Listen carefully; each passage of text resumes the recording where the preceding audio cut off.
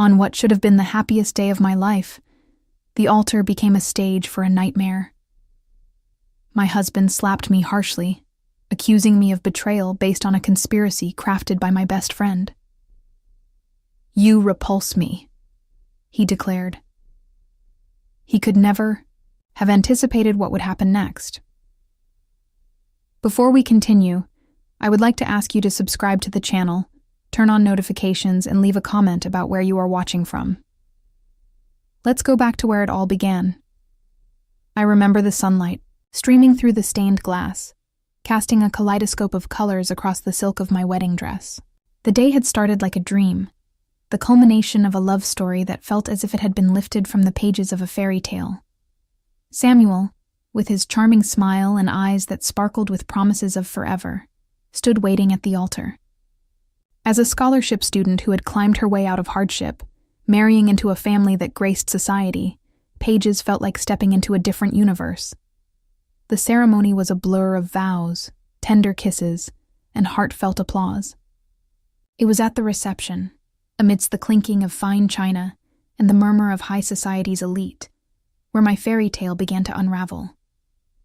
Lauren, my best friend since childhood, approached the newlyweds' table with a hesitation that I failed to notice in the whirlwind of the day. Her voice was a soft whisper when she leaned in to speak, but the words she uttered were impossible to grasp at first. "Allie, I need to show you something," she murmured, pulling out her phone. The video that played shook the foundation of my world. It depicted me in a compromising position with another man, a scene I had no memory of. The murmurs around us grew into a cacophony of shock and disbelief as the video spread like wildfire. Across the room, Samuel's face, once warm and open, turned into a mask of cold fury. The transformation was jarring. Without a word, he drew back and struck me, his palm leaving a sting that was nothing compared to the crush of betrayal in my chest.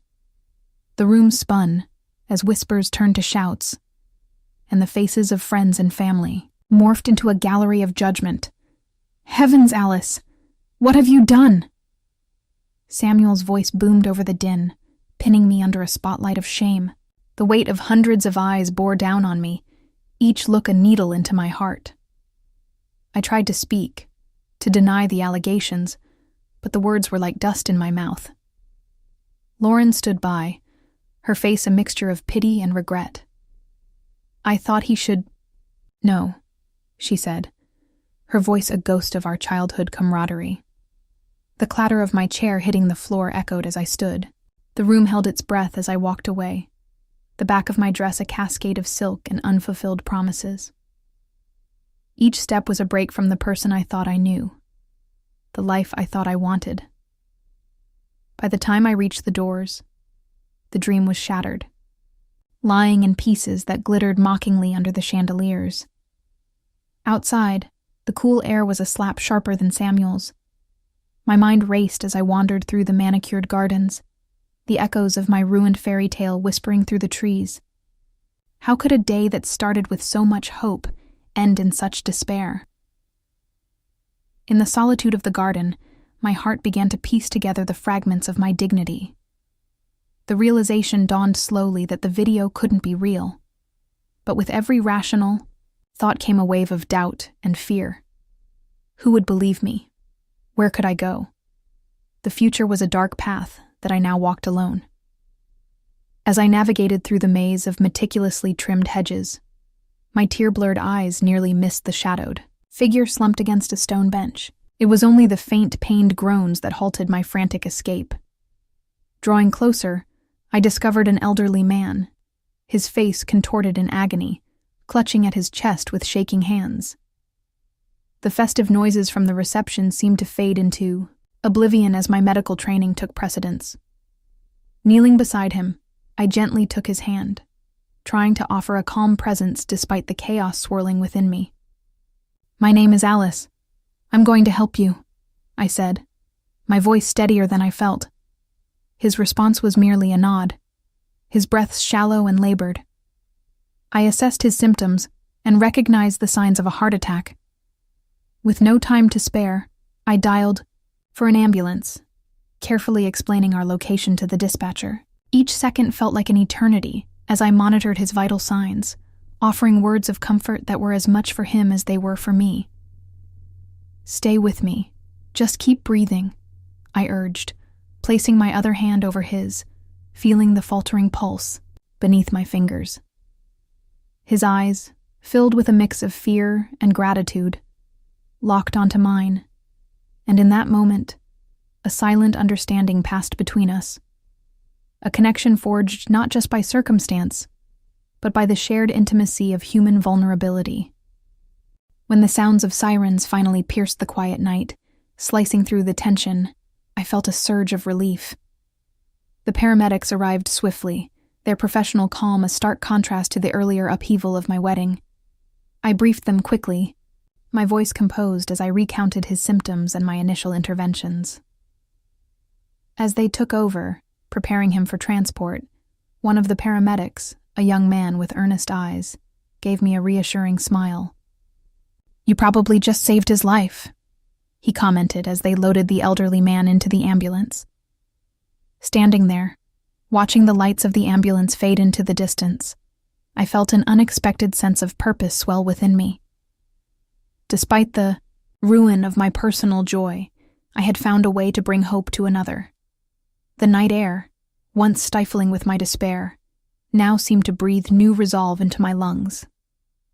As I turned to leave, a small, heartfelt thank you from the departing paramedics echoed softly in the cool air, reminding me of the impact one moment of courage could have. It wasn't the wedding night I had envisioned, but in those fleeting moments, I had rediscovered a part of myself I thought lost, my ability to make a difference. After the ambulance disappeared into the night, I stood alone in the garden, and the remnants of my wedding day lying torn and dirty around my feet. The estate was quiet, save for the distant laughter and music that now seemed worlds away.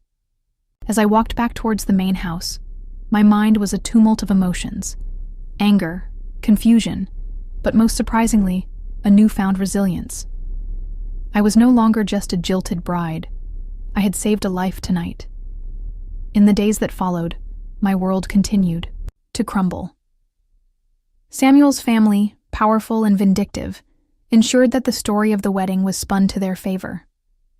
The media painted me as the unfaithful wife in a scandal that rocked the high society columns.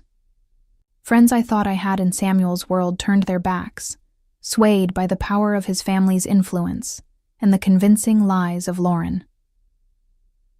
Amidst the chaos, one person reached out, a lifeline in the form of Matthew, the elderly man whose life I had saved. After recovering from his heart attack, he invited me to his home, not just out of gratitude, but because he believed in the good I had done, a stark contrast to the world that was eager to judge and condemn me. Matthew's home was a large, secluded manor surrounded by acres of lush gardens and wooded paths. It was a place of quiet and healing, far removed from the judgmental eyes of the city. Here, he offered me not just a room, but a sanctuary. "I've been given a second chance at life, Alice," Matthew told me one evening as we sat in his study, surrounded by books and the soft glow of a fireplace. "And I believe everyone deserves that same opportunity. What happened to you was unjust, and I have the means to help." Grateful for his kindness and the escape from my tarnished public image, I accepted his offer to stay. It wasn't long before our conversations revealed a shared passion for medicine and healing. Matthew, having built his fortune in pharmaceuticals, had extensive knowledge and resources in the medical field. He saw potential in me and offered to mentor me, helping me resume the medical studies that the chaos of my personal life had interrupted. As I delved back into my studies, I found a new purpose, channeling my energies into learning and growing under Matthew's guidance. But just as I began to find stability, another shock awaited. I discovered I was pregnant. The realization came as a whirlwind of conflicting emotions. The child was Samuel's, a tie to a man I had loved and now despised. Fear, uncertainty, and a fierce protective instinct surged through me. I was determined to keep the pregnancy a secret, especially from Samuel and his family, who I knew would use every means to control the situation to their advantage. Months passed, and as my belly grew, so did my resolve. Matthew, ever the perceptive mentor, noticed the change in me but respected my privacy. In him, I found not just a teacher, but a father figure, someone who provided wisdom and support without the strings that had so often controlled my life. Immersed myself in my studies, often spending long hours in Matthew's extensive library, or in discussions with him about the latest medical advancements. He introduced me to his network of professional contacts, helping me to establish my own connections and reputation in the medical community. As the months slipped by, I embraced my new life with Matthew, pouring my soul into my medical studies and the growing life inside me. Meanwhile, far from the sanctuary I had found, a storm was brewing as Samuel grappled with the aftermath of our disastrous wedding. Samuel's life had not returned to normal after that fateful day. The echo of his hand striking me reverberated through his every waking moment, a constant reminder of the man he never wanted to become. The image of my retreating back haunted him, a specter of lost love and rash decisions. One evening, as the guilt became too much to bear, Samuel revisited the evidence that had sparked his outrage, the video of my supposed betrayal. Something about it gnawed at him, a detail he had missed in his initial fury. He watched it over and over, the movements, the shadows, the expressions. His doubt, once a whisper, grew louder with each viewing. Determined to uncover the truth, Samuel confronted Lauren. The confrontation was tense, with accusations flying until Lauren's facade cracked under the weight of his relentless questioning. Finally, she confessed, her words tumbling out in a flood of remorse and fear. She admitted to drugging me during my bachelorette party, manipulating the situation to stage the compromising photos. Lauren's jealousy and desire for Samuel had driven her to commit the deceit, a truth she had buried under layers of guilt and rationalization. Samuel was floored by the revelation. The enormity of his mistake, the public humiliation he had inflicted on me based on a lie, crushed him. He had been a puppet in Lauren's vindictive play, and the realization filled him with a profound regret and a desperate need to make amends. The search for me began in earnest. Samuel employed private investigators, scoured social media, and reached out to mutual friends. But I had vanished without a trace, shielded by Matthew's discretion and the secluded life I now led. Each dead end, each false lead, only deepened Samuel's resolve. He needed to find me, not only to apologize, but to right the wrongs he had so impulsively acted upon. Days turned into weeks, and weeks into months. Samuel's search was exhaustive and all-consuming. He retraced steps, revisited places we had once shared, and constantly battled the fear that I might never forgive him, that the damage was irreparable. Amid his quest, Samuel underwent a transformation. The brash, impulsive young heir who had once taken his fortune for granted evolved into a more thoughtful, introspective man. He divested himself of superficial friendships and frivolous pursuits, focusing instead on philanthropic efforts, perhaps as a way to cleanse his conscience. His efforts in philanthropy led him to support medical charities and scholarships for underprivileged students, a decision influenced by his memories of my passion for medicine and care for others. Each project, each initiative, was a step toward becoming someone who might one day be worthy of forgiveness. As Samuel's character grew, so did his understanding of the depth of his errors. He realized that true atonement might require him to face the possibility of me choosing to remain out of his life forever. Nevertheless, he continued his search, driven not just by the hope of reconciliation, but by the need to confront and apologize for the pain he had caused. The first step toward redemption. In the quiet of an early morning, as dawn cast a soft glow over the sprawling gardens of Matthew's estate, the moment I had been both anticipating and dreading arrived. The pain of labor was intense, a stark contrast to the peace that surrounded me. In the privacy of a room filled with the gentle scent of lavender under the watchful care of a trusted doctor and Matthew, I brought Annabelle into the world. Her first cry was not just the sound of a new life beginning, but also a symbol of my own rebirth. Matthew stood by me, a pillar of strength and compassion, his eyes misting over as he held Annabelle for the first time. His support during these moments transcended the usual bounds of mentorship. He was family now. The gratitude I felt for him was boundless, not just for his support during the pregnancy, but for his unwavering belief in me. As the weeks turned into months, my life found a new rhythm, a delicate balance between motherhood and my relentless pursuit of medical knowledge. Annabelle was a bright child, her curiosity and laughter filling the manor with joy.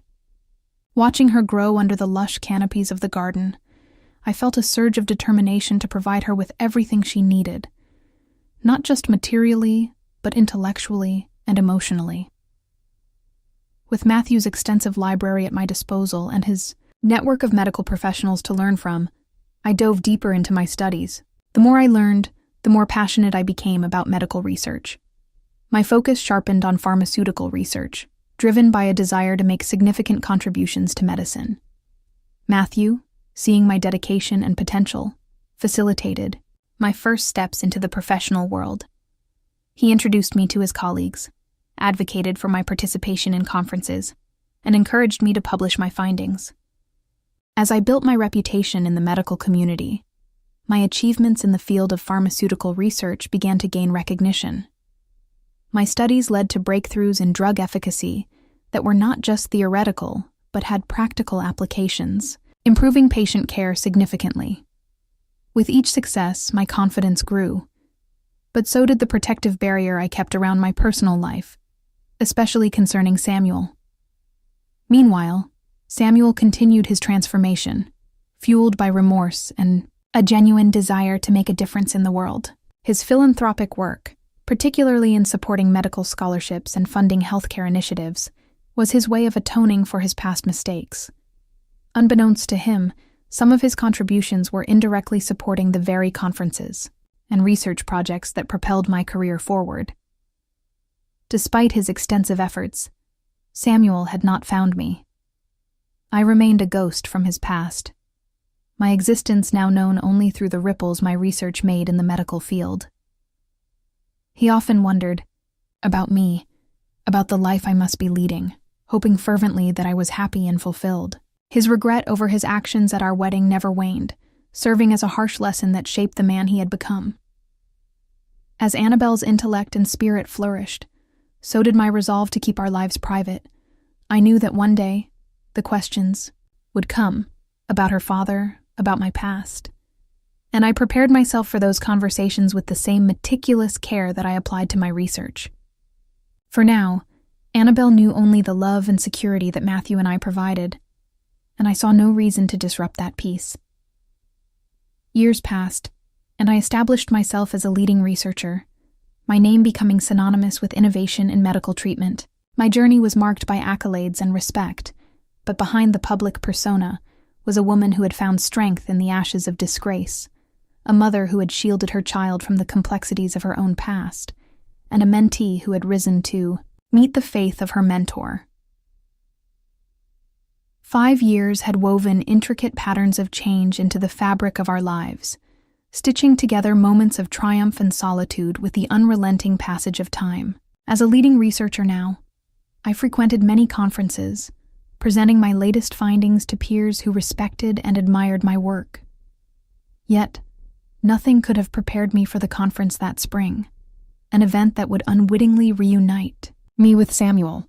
The conference was held in a grand convention center bustling with the brightest minds in medicine. I was scheduled to present a significant breakthrough in drug delivery systems, a topic that had captured my entire focus for months.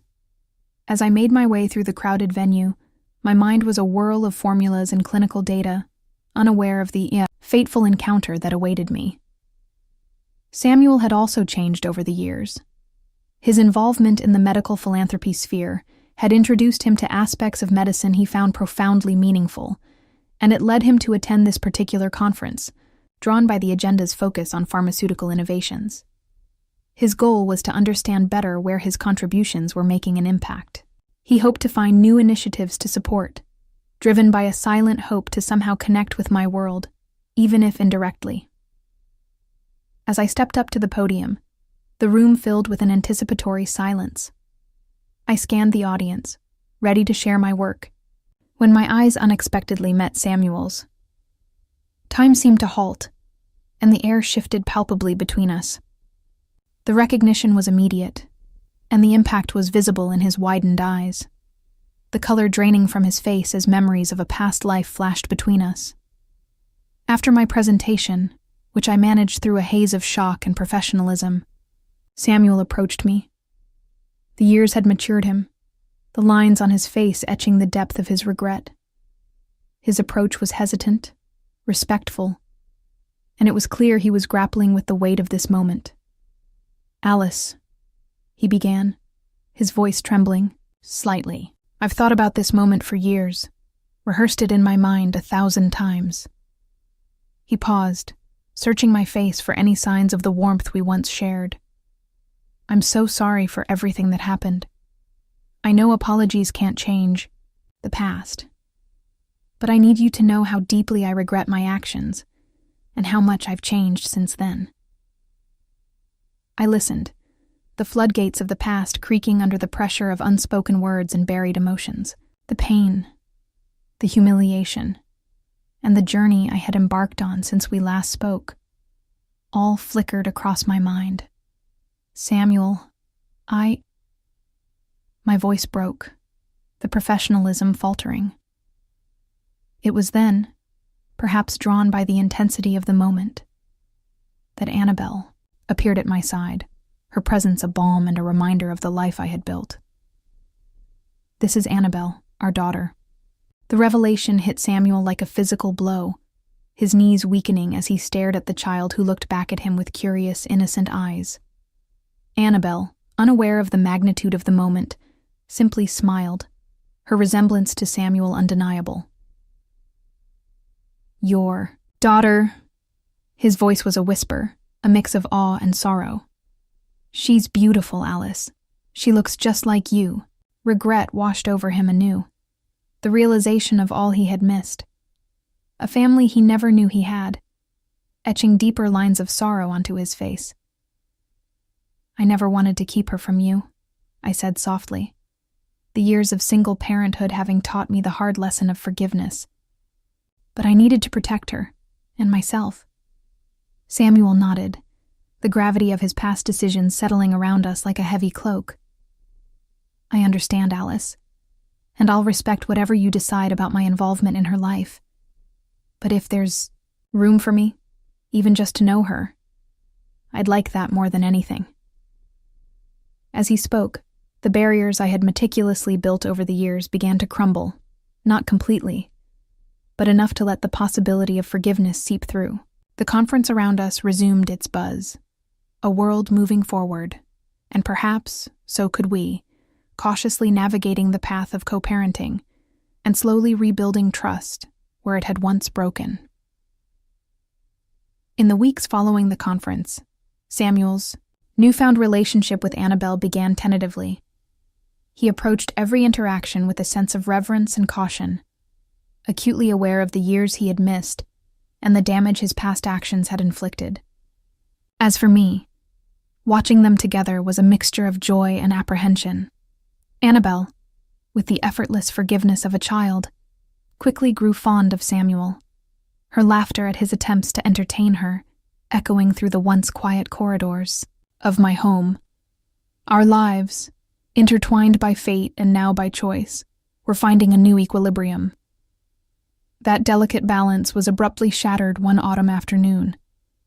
Annabelle, now a lively 5-year-old with a penchant for adventure, was playing in the park under the watchful eyes of Samuel and me.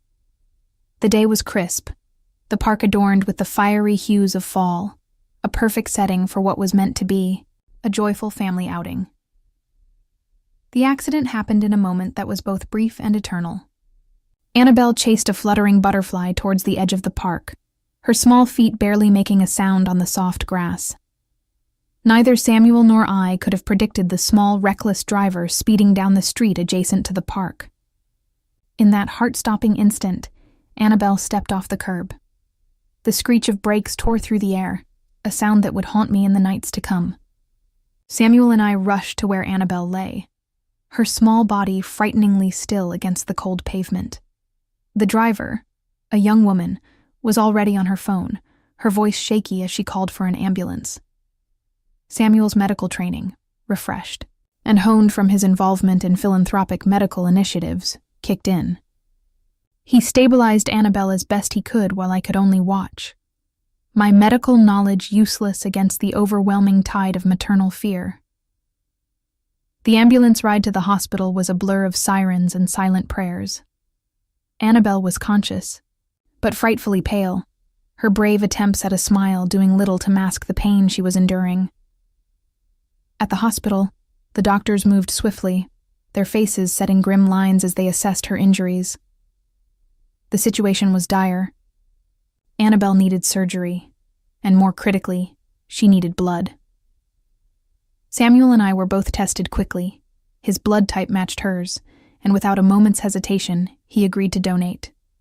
Watching him, strapped to the gurney, giving his blood, to save our daughter, something shifted within me.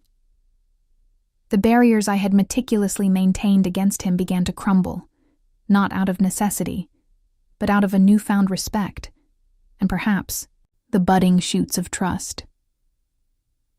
The hours during Annabelle's surgery were some of the longest of my life. Samuel and I sat in the sterile white hallway of the hospital, our shared anxiety a silent bond.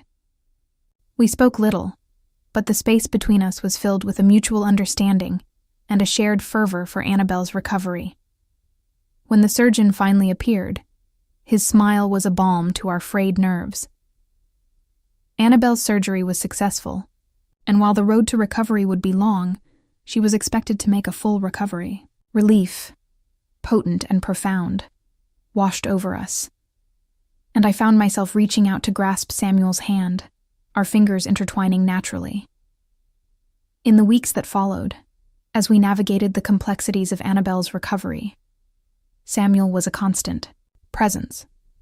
His dedication to her well-being, his gentle patience with her frustrations during her recovery, brought us closer, not just as co-parents, but as partners in a dance we were just learning the steps to.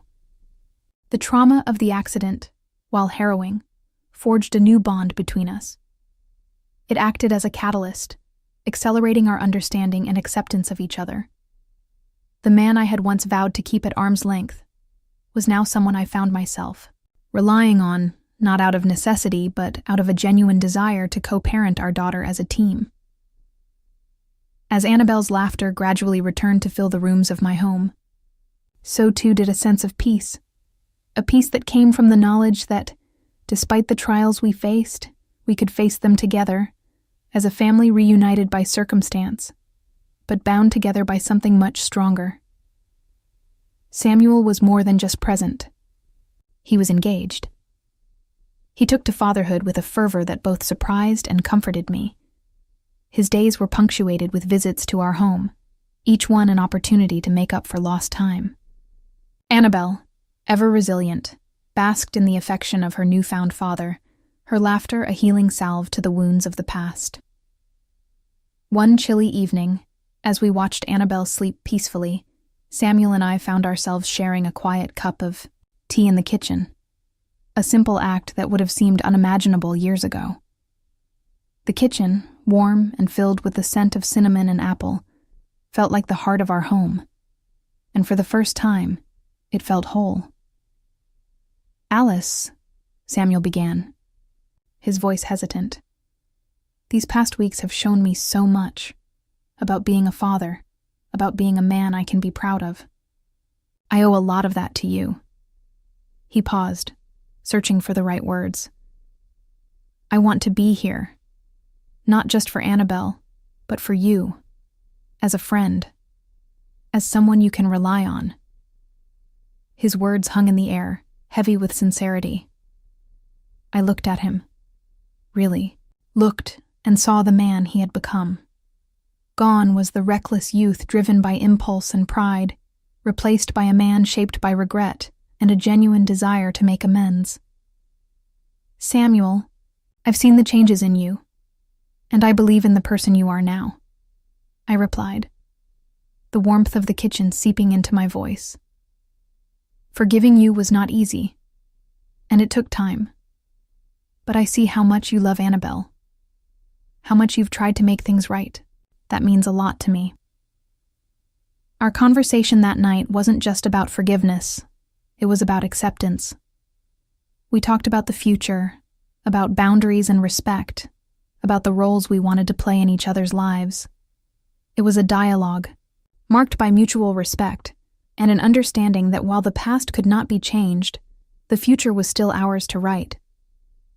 As winter deepened and the first snow fell, blanketing the world in white, our family found a new rhythm.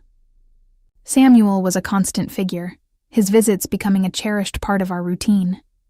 We celebrated Annabelle's recovery, her milestones, together as a family, cooking dinners, playing games, and sharing stories.